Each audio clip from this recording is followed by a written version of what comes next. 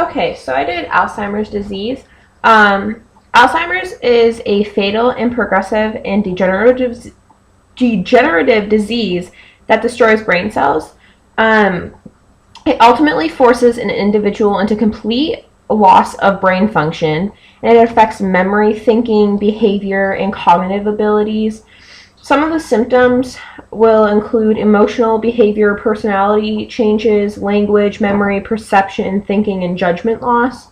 The disease is common among older people above 60, and currently about 5.4 Americans are suffering from this disease, and it's predicted by 2050 that up to 16 million people will have the disease due to acceleration of its rate of diagnosis. It is also the sixth leading cause of death within America, with no cure or treatment that slows its progression. The main cells that are affected within Alzheimer's disease are brain cells, and this is partly due because of amyloid plaques and tangles that build up within the brain and prevent neurons from sending signals to one another, which then causes the cells in the brain to die.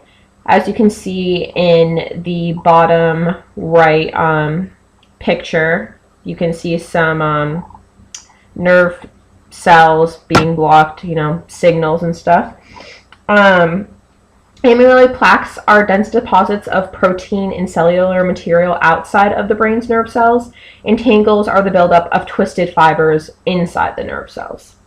For my host gene, I decided to do ribosomal RNA. This type of RNA is what makes protein synthesis possible, and RNA translates mRNA into proteins, which all cells need to be done.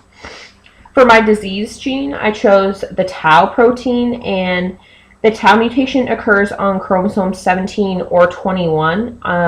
It is designed to stabilize and carry messages to healthy neurons within the brain. However, when mutated, tau can detach and form tangled clumps, which result in killing cells, such as the brain cells.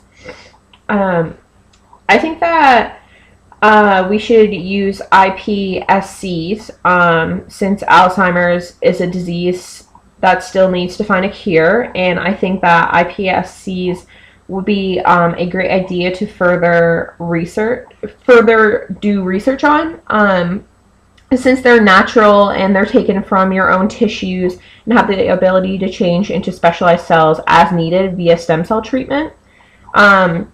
iPSCs are made by inserting copies of 4 stem cell associated genes into specialized cells using viral vectors. They start with our tissues and then are injected and have the ability to multiply the types of cells that we need. And if we were to use iPSCs as a possible treatment for Alzheimer's, then we'd be able to replace the killed brain cells that are caused by amyloid plaques and tangles.